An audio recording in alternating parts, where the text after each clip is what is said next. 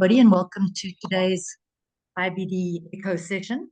Of course, these meetings are hosted by the Gastro Foundation in association with Project Echo, University of New Mexico, and they're held every week on a Wednesday at the same time. So please, we're going to go to our presentations. If you have any questions, post them in the chat, or even better, put your hand up and we can hear you in person. So we've got two presentations today. Contrary to what the program shows, we're actually going to start with Dr. Neo Siabi. She's going to do a case presentation. And then after that, we've got Dr. R Hassan, who's going to give us a more of a didactic talk on pregnancy and IBD. So thanks very much, Nao, and thanks for agreeing to do these sessions this week. So I'll hand over to you. Thank you, Jill.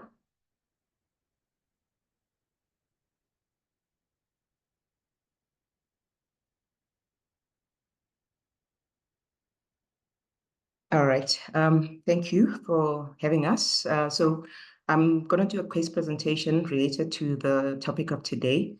And then after that, Rama will present, and then hopefully we'll be able to have a discussion and take some questions afterwards. So our patient is Miss NM. She's a 23-year-old lady who follows up.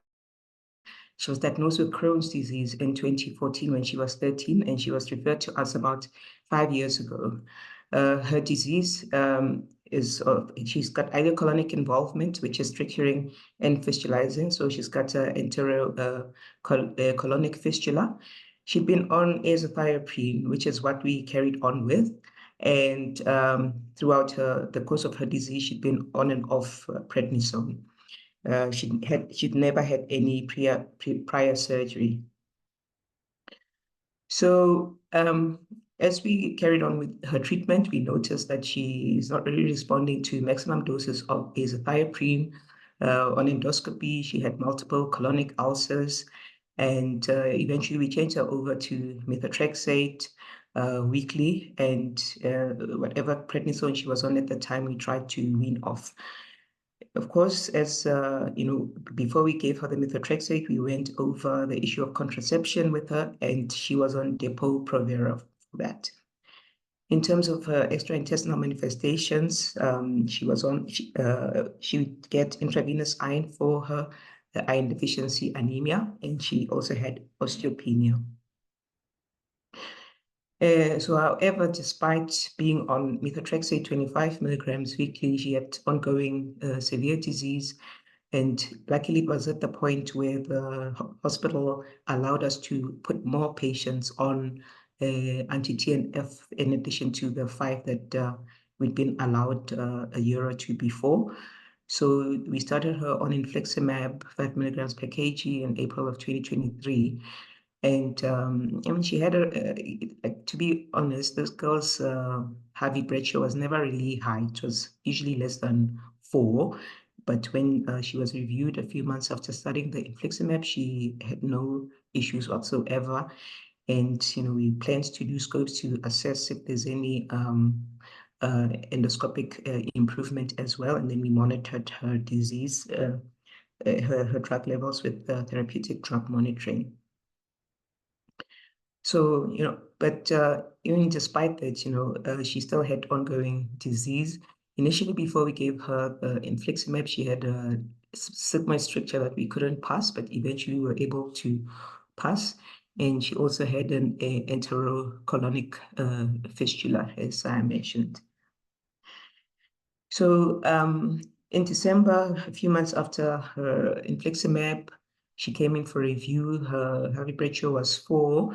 But, we're still concerned that endoscopically, she still had no response. Her drug levels were actually about less than 2.5, and she had no drug antibodies. We increased her infusions to 6 weekly and carried on with the methotrexate. And then we wanted to see what her small bowel looked like as well. So this is just images of what her scope looked like over the time that we were following her. You can see that she had active disease, she had stricture, she had cobblestoning. This we thought was where the enterocolonic fistula was, and she also had these ulcers this is actually I think it was in February when she had her last scope. This is just a picture to show what her capsule looked like. It's not the best of pictures, but she did have ileal disease as well. So in February, she came to clinic and then she complained of non-painful abdominal distension. And she was very, I don't know if how I can describe her demeanor. She was like, "Oh, my stomach is swelling up." And we were like, "Okay, is it painful? Do you have diarrhea and whatnot?" So none of that was happening. And then only to find that when we palpated her, there was this gravid uterus up to the umbilicus. And luckily we have a sonar machine there. We did her sonar and we found a pregnancy. So at that point, we discontinued the methotrexate and we elected to carry on with the infliximab as scheduled. When the gynaes reviewed her, they said that she was at least 20 weeks pregnant, and this is February, which means that she'd been pregnant for a few months. So, I mean, with regards to the pregnancy and the IBD, there were no major issues there, and we were, according to her schedule, her last dose was going to be at about 35, 36 weeks of pregnancy, and her estimated date of delivery was early July. So she got her last dose of infliximab on the 3rd of June, and at this point, we just try to remind our gynae colleagues in terms of vaccinations after birth. And then she gave birth a bit preterm. So because we were expecting her like at week 38 to review her, but then she came to clinic day 9 post NVT, which apparently was uneventful, and the baby was well. The baby was being breastfed in combination with formula feeding. Crohn's disease was unremarkable, and then we scheduled her for infliximab as per her usual schedule. So I'm going to then hand over to Rama to present, and then we can take questions or have a discussion after the presentations. I'm going to stop share. Okay, over to you, Rama. Thanks, Dr. Siapi, and thanks, Prof. Watermeyer. Thanks for this introduction, and thanks for the case presentation. So first of all, I will go through some of introduction regarding IBD and pregnancy.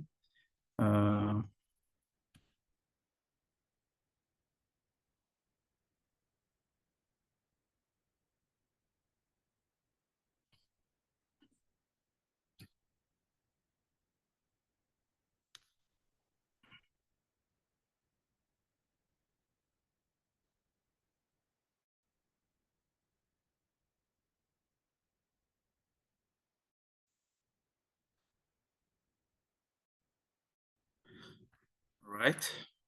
So feel free, and if you do have any questions, if anything is not clear for you, feel free, please.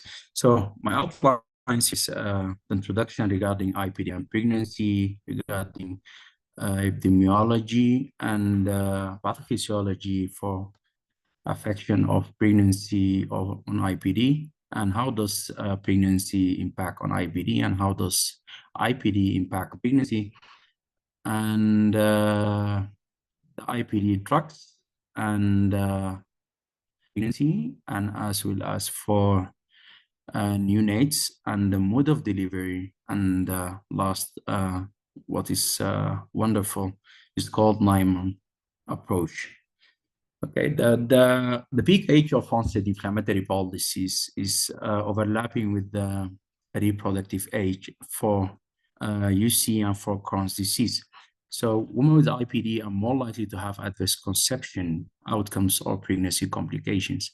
Although most patients with IBD conceive while their disease is in remission, but IBD flares that from some studies that about 30% it occurs with IBD and pregnancies. So active IBD is associated with major complications during pregnancy, And incidence for ulcerative colitis among women is 9.8 thousands over 100,000, with the peak onset of age is 25-34 years. And the incidence of Crohn's disease is 5,000 per 100,000, with the peak onset at age of 15 to 24. So it does mean that IPD affects women mostly in childbearing age. So this is the overlap here. And the strongest predictor of developing IPD is a family history. If one of the parents is affected, the risk of IPD development in offspring is a 1.6 for UC and 5.2 for Crohn's disease. Just I will go through this picture and for overview for the pathophysiology of IPD. As we know that we do have many etiological or that risk factors for development of IPD, such as environmental factors. We know that smoking is one of the precipitating factors for IPD, specifically for Crohn's disease. We know for the microbiome, and we know for some of drugs such as OCP and SAIDs. And these pictures are actually explaining and for the epithelium period dysregulation. As we see here, this is a epithelial period. It does affect in patients with IPD, and through the innate and adaptive immune response that will lead to stimulation of T helper cells, and T helper cells will lead to production and release of pro-inflammatory cytokines, as we see here, interferon gamma, tumor necrotic factor, interleukin 21, interleukin 13. So with some actually of metalloproteinase that produce in the state of the adaptive and immune response. The overlap of pregnancy here, I'm going to show you some modulatory effects of pregnancy and inflammatory bowel disease. We'll go through this picture. So here, this is the epithelial period, and this is the changes during IPD. Decrease of mucus layer in the IPD and decrease of antimicrobial peptides in IPD. So the change that during pregnancy, the period is improved, I mean, the integrity. So the effect is positive. It's not a negative effect. Regarding innate immune system adaptive immune response, is increase in IPD and decrease it during pregnancy. So it is a positive effect during pregnancy. And regarding the T cells, increase in Crohn's disease, increase in UC, and during pregnancy, it does increase as well in the second and third trimester. And so this is not a positive effect. This is negative effect. It does mean IPD, it can present with flare during pregnancy through effects of T cells. And the other things here, the microbiome that is pyosis that in the third trimester, we simply state of low-grade inflammation that's the started tract. So here, it is a negative effect. So it does worsen for the IPD state. So we do have two mains. The first one is a microbiome that is regulation, and the second one is the T cells that increase during the first trimester. So the disease cause of autoimmunity such as IPD is occurred during pregnancy, and the modulatory role of pregnancy on inflammatory bowel disease has been proposed.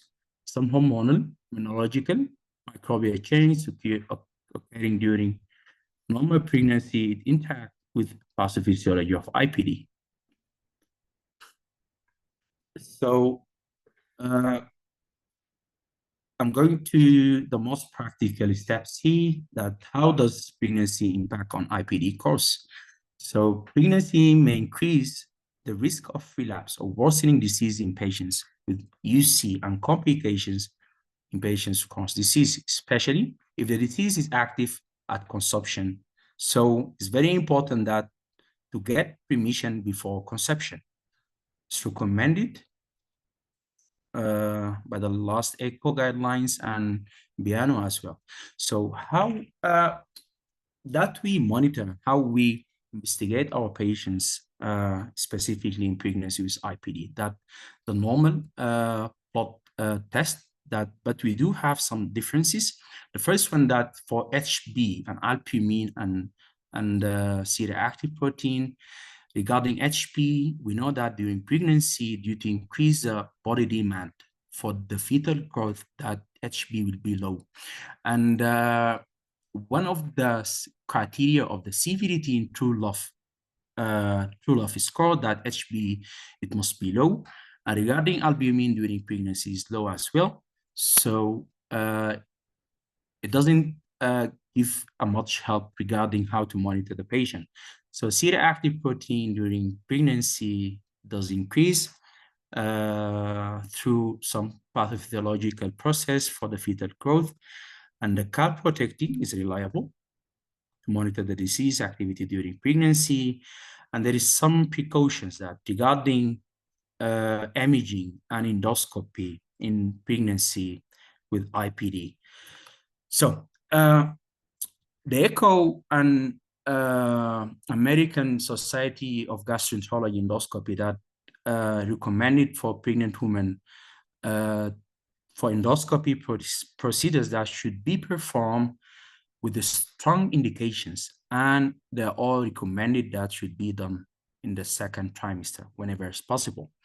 So they recommended as well for the position that it should be on the left side, tilt side left position, that will be safe to prevent for vena cava and aortic obstruction.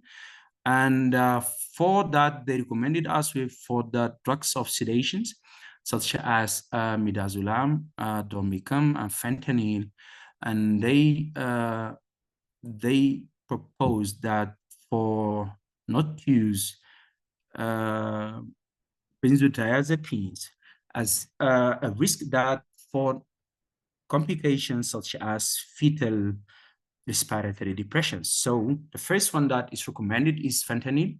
Fentanyl is not that enough for the patient, should be the second step for midazolam, but it should be at the lowest dose of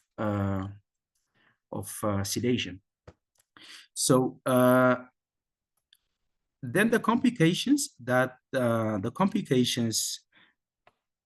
is pregnancy and non-related fetal complications. We'll talk here. Venous thromboembolism is a dual risk factors.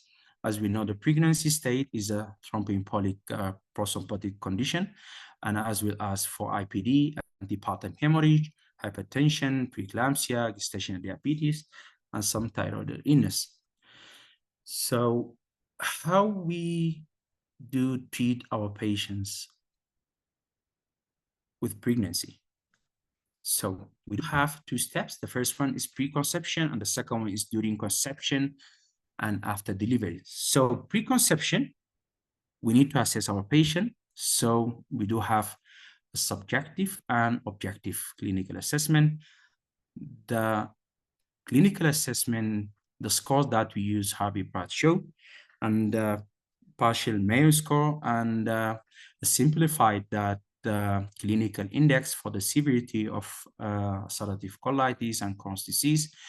And then we do have the endoscopy and C-reactive protein and fecal calprotectin. So we do have whether the patient, whether active disease or inactive disease. For active disease, discuss the risk of infertility, discuss risk of continuation, and that it might worsening the disease activity during pregnancy, suggest delaying for the conception until disease is inactive. Recommend effective contraception during this time.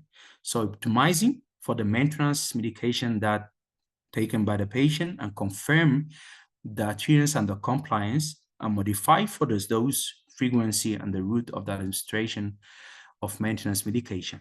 If the disease is inactive, it does mean that more than or equal 3 months of duration, optimizing the current treatment. If the patient is taking 5-amino-salicylic acid, that for dibutyl, this is dibutyl is a latex plastic material that's used to manufacture for the pills.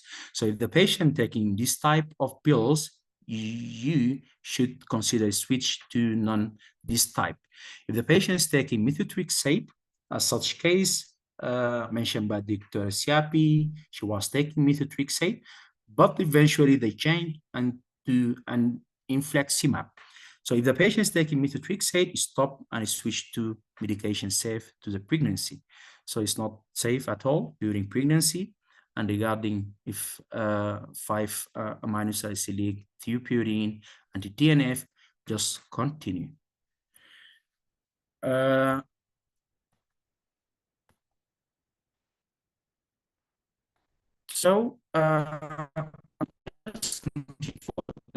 During the pregnancy, we mentioned preconception, but now during the pregnancy, the patient is active IPD or that IPD with flare during pregnancy. They stated that most of pregnant women experiencing flare should be managed according to the current guidelines for non-pregnant ladies, except for JAK2 or JAK inhibitors, S1P receptors modulators, and they must be avoided during pregnancy. I'm going to show one of the slides that from piano that for the many types of medications, which is contraindicated and which is not contraindicated. Okay, this is how to conduct the therapy during pregnancy. So you need to find out if the patient is first or second trimester and the patient is third trimester. If the patient is first or second trimester, whether UC, whether Crohn's disease. If the patient is Crohn's disease, any history or any previous documented response to steroid? If yes, corticosteroids or anti-TNF. If no response, consider anti-TNF. For UC, we need to specify if the patient is mild to moderate or moderate to the severe case. In case of mild moderate, previous response to 5-amino salicylic acid or naive to, if yes, start or optimize for 5-amino salicylic acid. If no, start for corticosteroids. For severe cases, any documented response to steroid, yes, start corticosteroids, no, start anti-TNF. So regarding third trimester, whether the patient UC or Crohn's disease, discuss the options with the obstetrician based on gestation age. So most of patients that presenting after 37 weeks of gestation, the decision from piano and echo is to deliver the baby. But let's be practical here. So gestation age less than 37 weeks, medical therapy, same as for first and second trimester. If the gestation age is more than equal 37 weeks, previous response to steroid, if yes, deliver or corticosteroids. So you must share the decision with the obstetrician whether to deliver the baby or that to start corticosteroids. If no, deliver the baby. So we treated and we counsel and we manage the patient preconception and then during the pregnancy and now treating for the complications. So as I mentioned before, that most common complication is venous thromboembolism because of the dual risk factors. So patients with IPD have high risk for thromboembolic complications as pregnancy is prothrombotic conditions, especially if the disease is active. So it's recommended to screen for any additional risk factors before conception. Thrombolysis should be given to the patient if there is a high risk for thromboembolic complications. So the best option is low molecular weight heparin after C-section during hospital admission for disease flare. They stated it's contraindicated to give warfarin, and they stated that it's contraindicated or there is a limited data regarding DUAC, such as rivaroxaban, such as abexaban, that are contraindicated due to lack of or limited for using them. Okay, the surgery. So in pregnant women the conclusion for the surgery is the same indication that for non-pregnant ladies with IPD.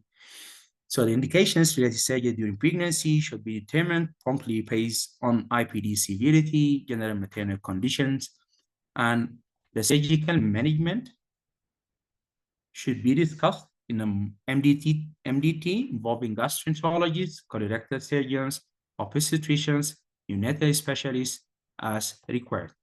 But the conclusion is the same that for non-pregnant lady. Regarding drug discontinuation, for tupurine, patients on tupurine monotherapy can continue treatment throughout pregnancy. There is a trick actually here. So if the patient is just only taking tupurine, so continue. If the patient taking tupurine in combination with some biologics, the discontinuation here should be with precautions based on the long-term remission.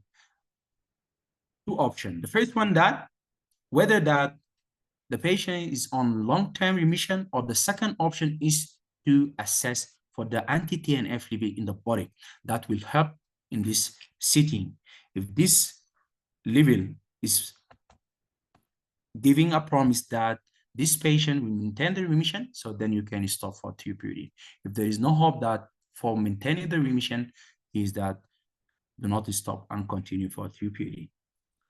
Regarding biologists for women with active disease just before or during pregnancy, or the disease that is difficult to control, continuation is the best option that for continuing of TNF or non-TNF biologists. The last dose of anti-TNF in the third trimester should be timed in accordance with the presumed due date to reduce fatal exposure. As Dr. Siafi's case, that they terminated the baby at 36 weeks as a preterm birth.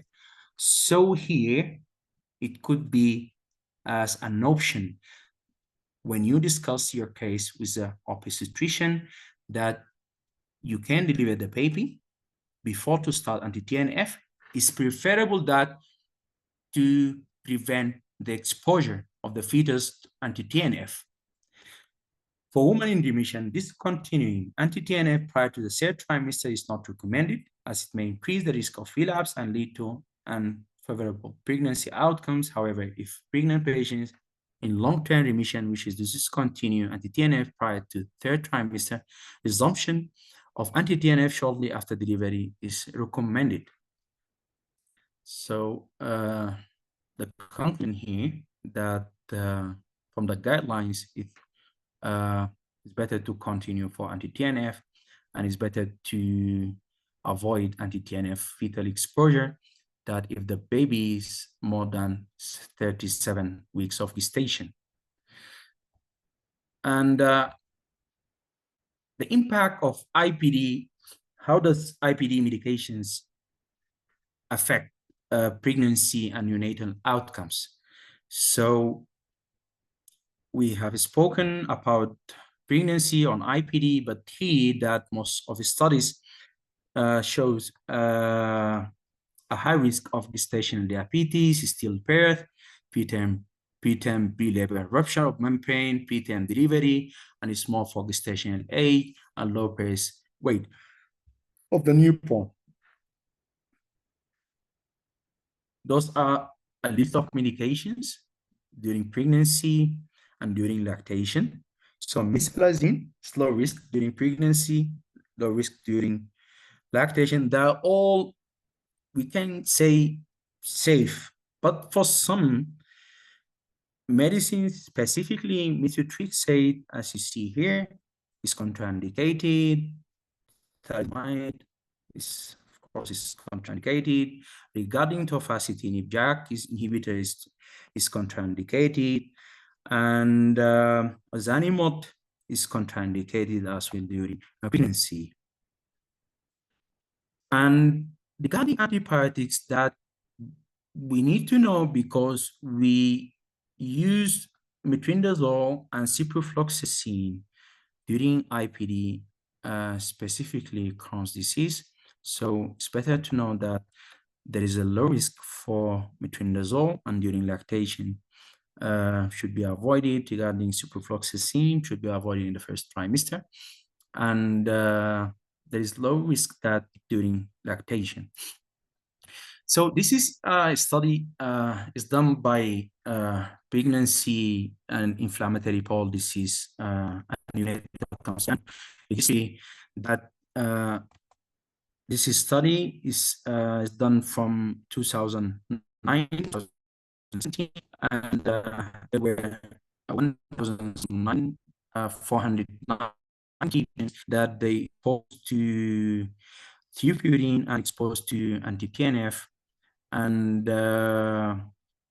they categorized the patient into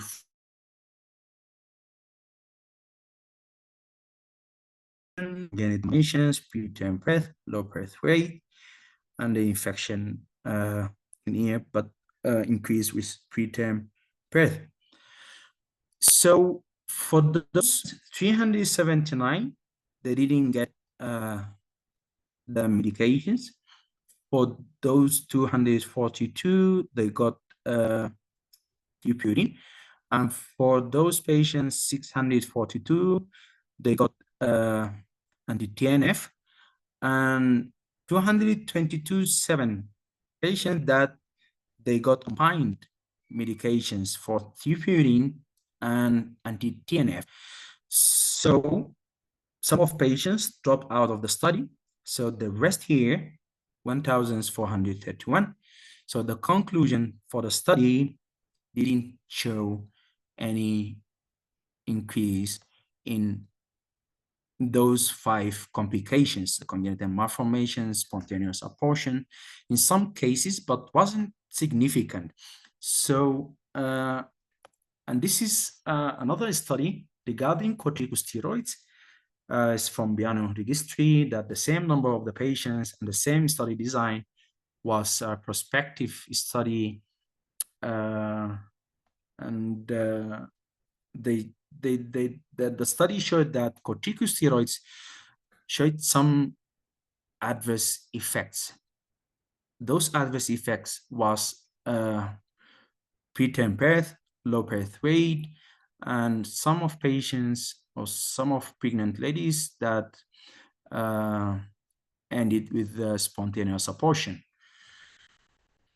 So this is regarding the treatment and the treatment affects the pregnancy and the neonatal outcomes. So the mode of the delivery.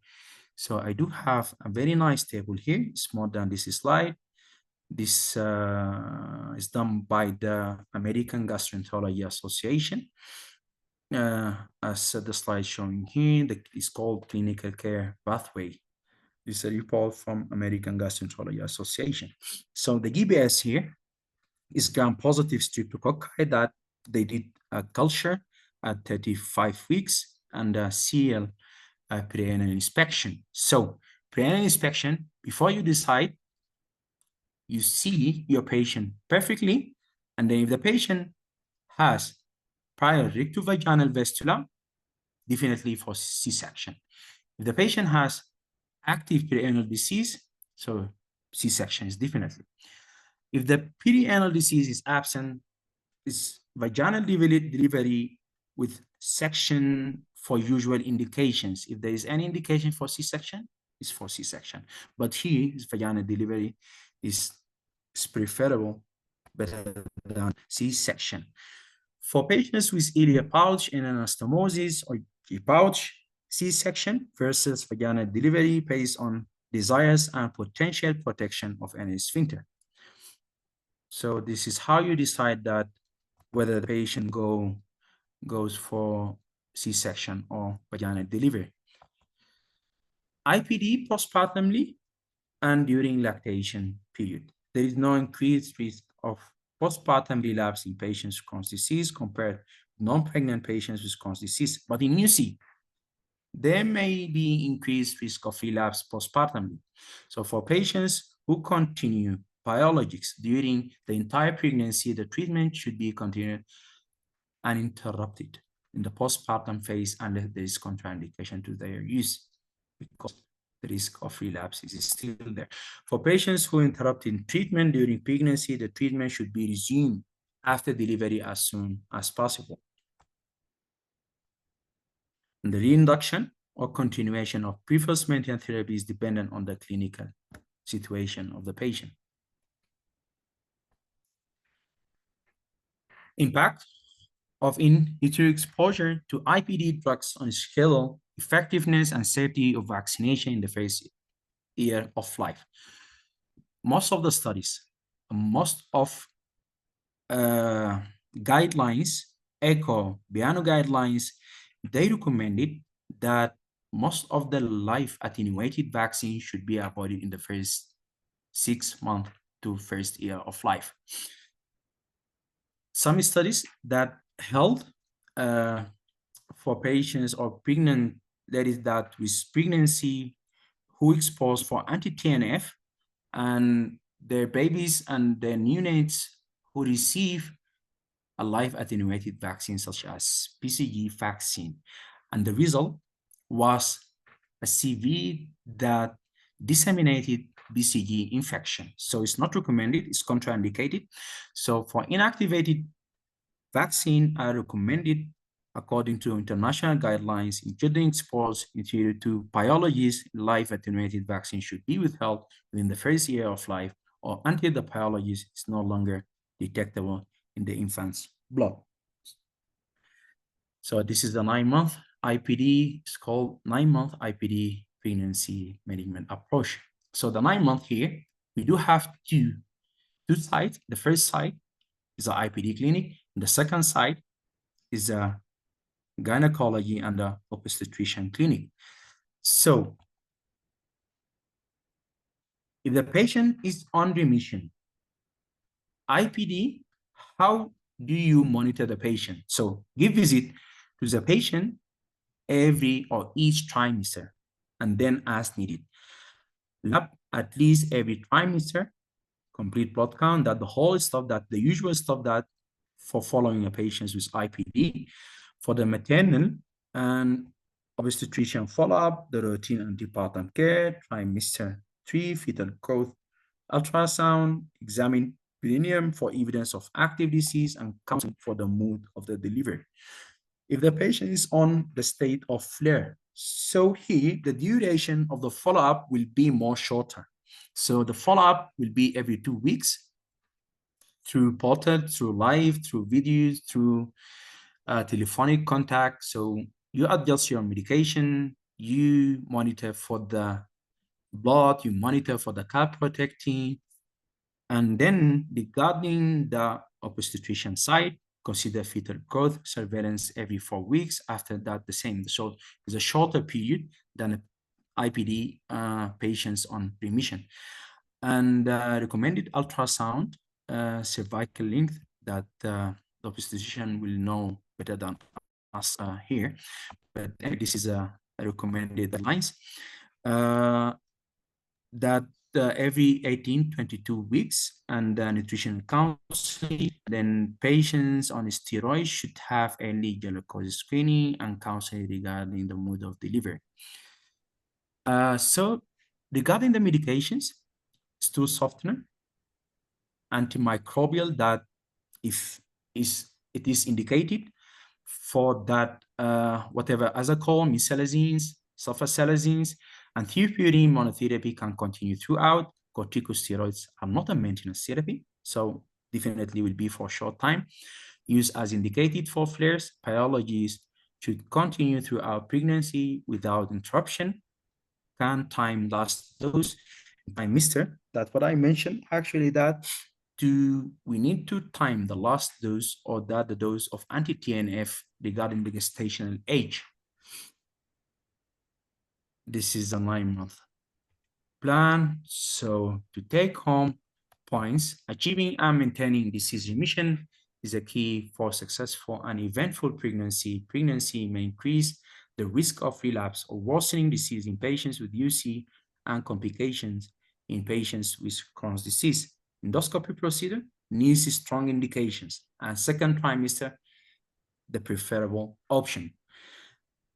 pregnant women experiencing a flare should be managed according to the current guidelines as for non-pregnant ladies, with some precautions for some medications.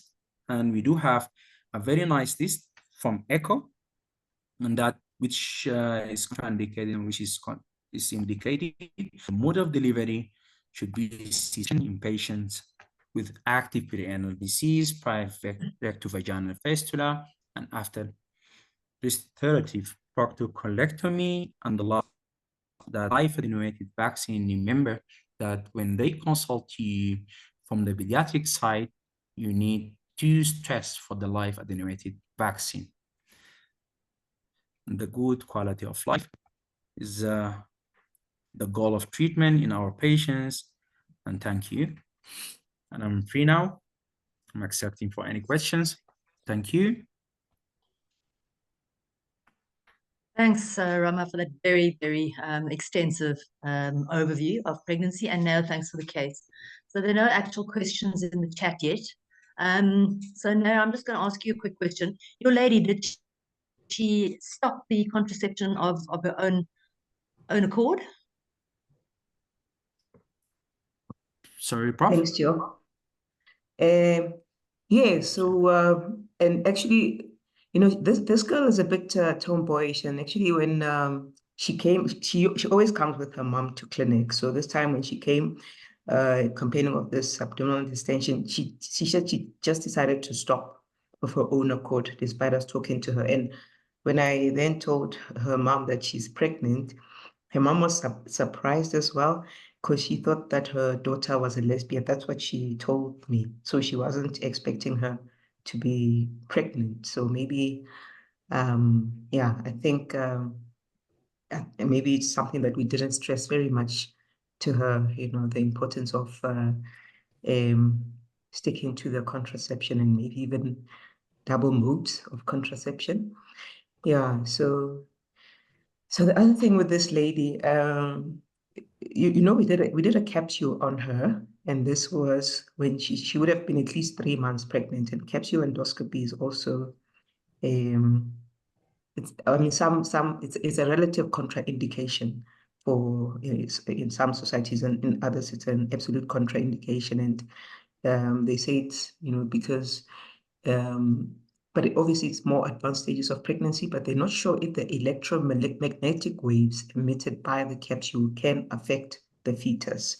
So that's why they say it must be done if there is, you know, a really strong indication to do capsules.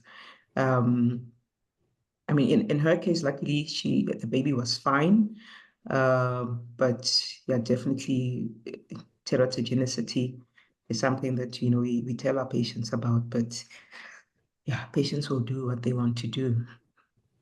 So our policy in our unit is that any woman of childbearing age who is going to start on methotrexate signs informed consent, because I often find that their memories are quite short about how much you actually did counsel them, and often you apparently didn't counsel them at all when you know you did. So that's our sort of approach to it, to really make them understand it. And then just the other thing about the capsule, I think another reason that it's relatively or absolutely contraindicated is because you don't want it to get stuck when you're pregnant. You don't want to? You don't want the capsule retention. Yes, of course, yeah.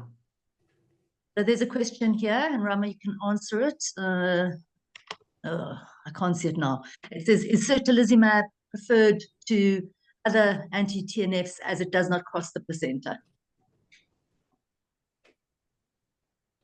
If you don't know the answer, it's fine. Rama, you're muted. Yes, thanks, Prof. And this is a good question.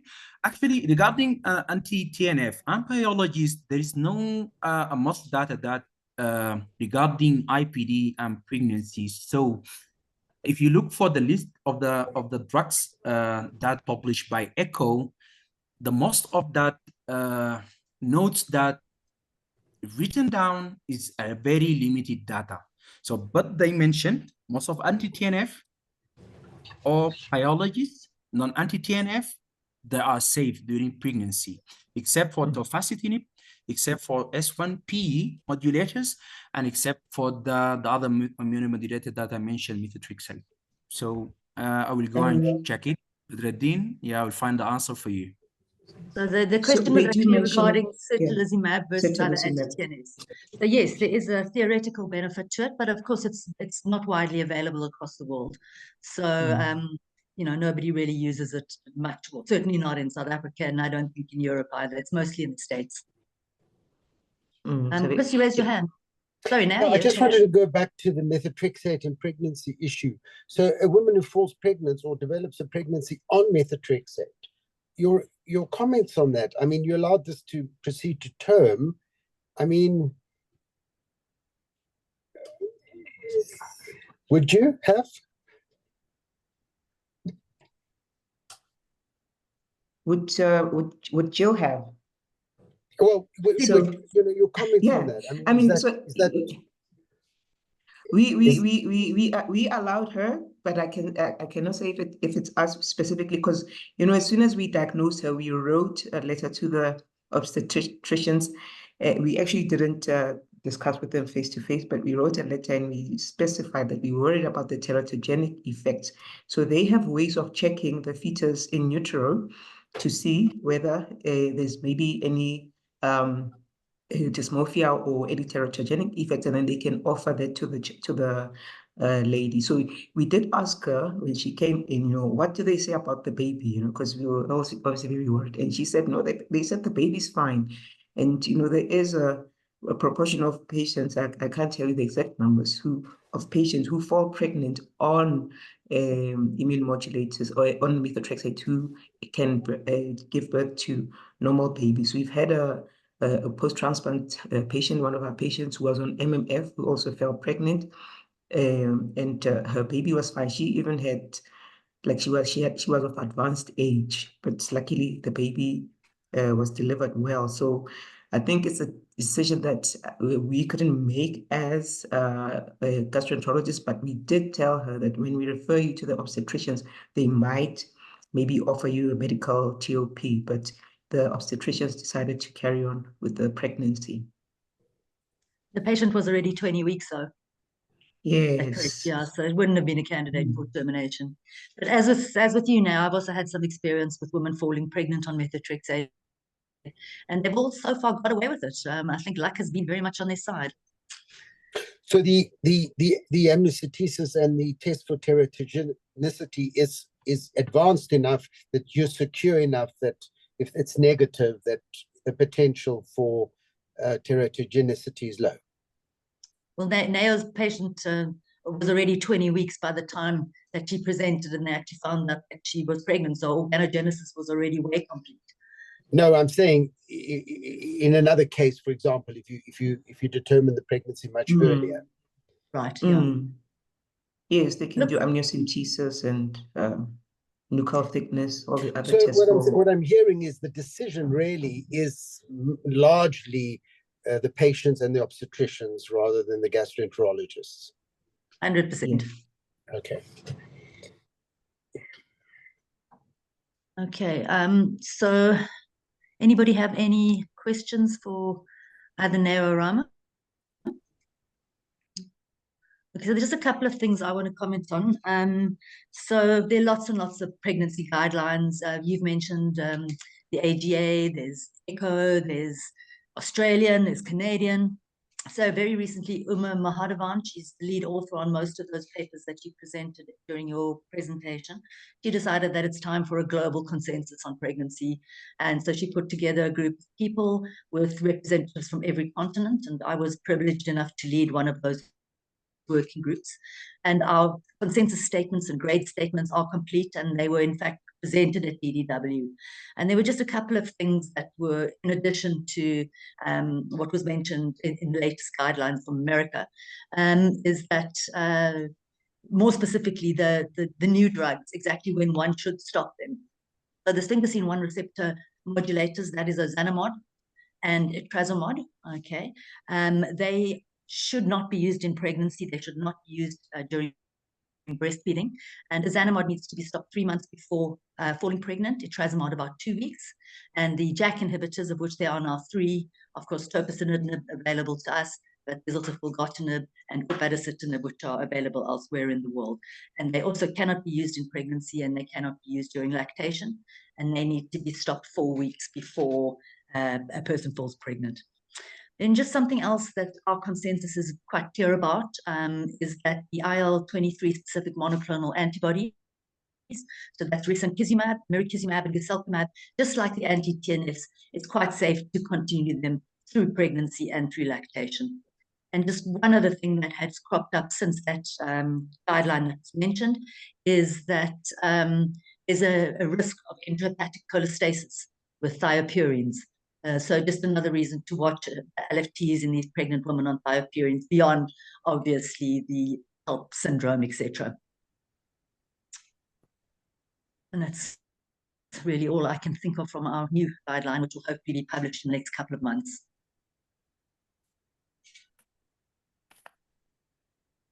Does anybody have any questions? We've still got some time, a few minutes.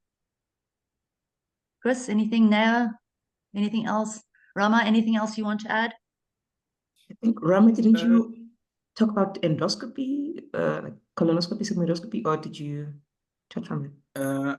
I talk about the general concept for the endoscopy, that how you position the patient, how that you be safe regarding the sedative medicines, and which trimester that will be safe for the patient. And regarding the capsule, actually, that you mentioned, and Prof. Watermaye that mentioned, yes, a kind of retention for the capsule inside the bowel. So regarding the remission, that is very important to get the remission before the pregnancy if the patient is planning that to get pregnant in the future. So to minimize for the risk of complication, risk for the fetus and the mother. I don't think that that is the whole details. But the preferable time that for the endoscopy is the second trimester, that not risky for the patient during the first trimester, because this is a period for organogenesis, and the third trimester that are risk for the rest.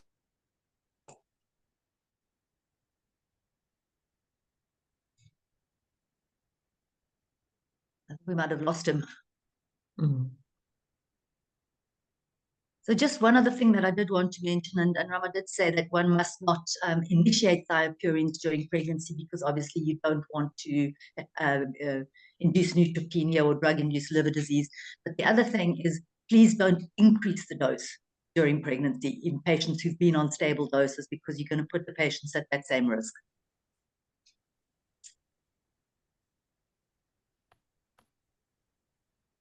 Chris, any other comments now, Rama? All good, thank you. Excellent, thank you, Rama. Thank you. Yeah. Okay. Thank you, Dr. Chris. All right, so in that case, I will close the meeting. So thanks very much to both Neo and Rama for the presentations. That's a very important subject, obviously. Thanks to iEcho University of New Mexico and the iEcho India team. The recordings will be available on the GI Foundation website. Of course, thanks to the Gastro Foundation, and thanks to all of our sponsors. And just to point out that next week's iEcho session is pathology. So thanks everybody for joining, and have a good evening. Thanks a lot. Thank you. Thank you. Thanks, Dr. Siabi.